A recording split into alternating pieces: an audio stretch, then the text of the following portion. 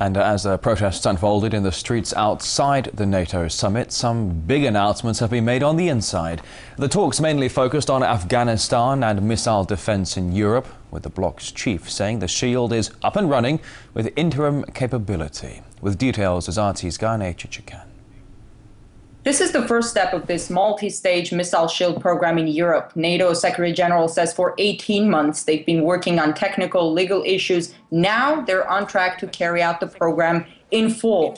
The first stage involves mobile interceptors. Those are the interceptors and radars installed on ships. The plan is to have land-based elements of the system deployed by 2018 in countries like Romania, Poland, the Czech Republic, the Netherlands. Those are going to be systems designed to intercept more advanced weapons. The missile defense shield that the U.S. is building in Eastern Europe is a very contentious issue. It's been a point of bickering between Russia and the U.S. for many years now. Russia says the shield has the potential to offset the strategic balance that will make Russia take steps to restore that balance, that is to deploy more weapons, something that Russia doesn't want to do. NATO is saying that the system is designed to counter possibly a potential threat from Iran, but Iran doesn't have the kind of weapons that the shield is intended for. Also, the U.S. refuses to give legal guarantees that the system will not be aimed at Russia at some point. So it's a huge issue which is not just about trust, it's also about guarantees. Afghanistan is at the forefront of this year's NATO summit agenda. Its member states are going to coordinate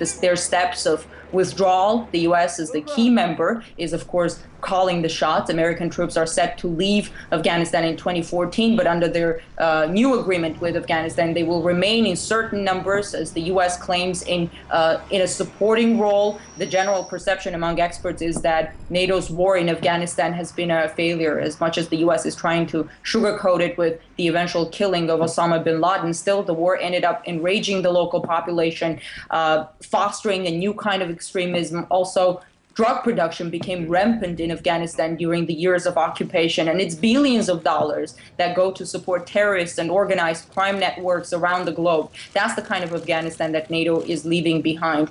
NATO is also facing identity crisis in a way. The alliance is supposed to be about defense, but it has long taken up the role of an offensive force. The bombing of Libya had nothing to do with defending Europe or North America. You saw thousands of people in the streets of Chicago protesting against NATO because they fear that in order to sustain itself, to make itself useful, the alliance is in the business of making wars rather than stopping them. All right, let's go a bit deeper into the subject now. I'm joined by Asia Times roving correspondent Pepe Escobar live here on the program. Thanks for joining us on RT today. As you were just hearing from our correspondent Gayane Chichakyan, the main stumbling block in Russia-NATO relations, this ongoing missile defense in Europe, now part of it officially up and running. At the summit, though, some officials giving political guarantees that the system is not aimed at Russia. Are you buying it? Of course not. Nobody buys it. The Russians don't buy it, the Chinese don't buy it, the Iranians don't buy it, and most of the developing world doesn't buy it. The fact is, this is NATO expansion in Eastern Europe. It's always been the case for the past 10, 15 years, in fact. So Russia is going to have a response. They're going to deploy Russian missiles to Kaliningrad, near the Polish border. So we're back to the Cold War, in fact. You can take the Cold War out of NATO, but you cannot take NATO out of the Cold War. And this is the way they think in Mons, near Brussels. 1-0. European investment in their energy industry.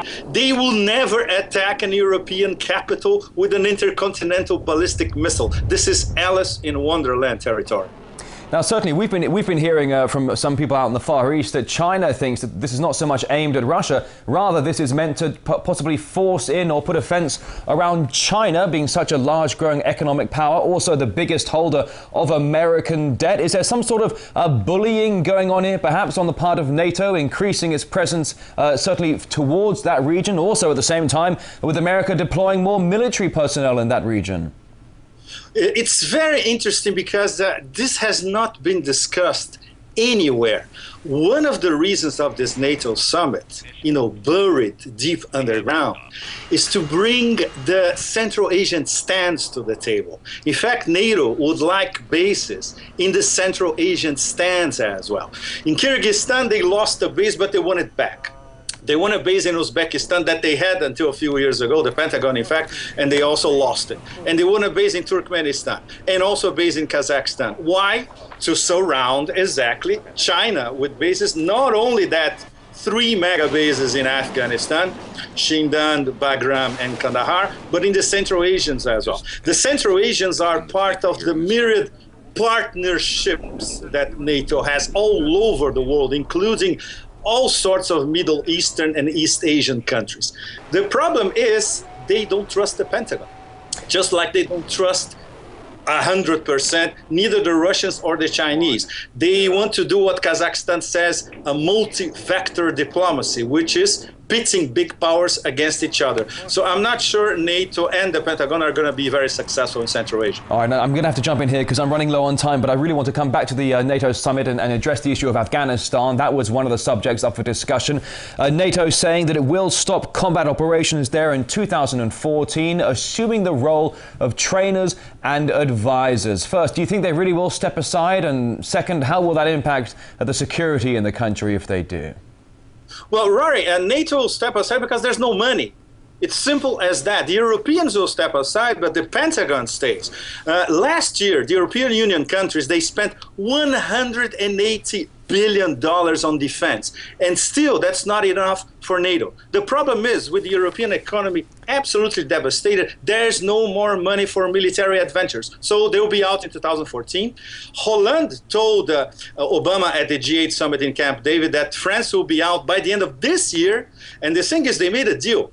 Obama told Holland, okay, I can live with that, but you have to convince Angela Merkel that we need growth in Europe so I can be reelected here in the US. So this is what is being going on these past few days under the current of the G8 and NATO, and what's going to happen in Baghdad on Wednesday when they discuss Iran. It's a kind of mega package that the Obama administration is trying to assemble, reinsuring that in the next 5 months, nothing weird will happen, so Obama will be reelected. That's the strategic thinking at the moment. They don't care about NATO, they don't care about Angela Merkel, as long as there is a reelection on the table. Asia Times roving correspondent Pepe Escobar, I sincerely wish we had more time for this. We don't. Thanks for joining us on RT today. Thank you.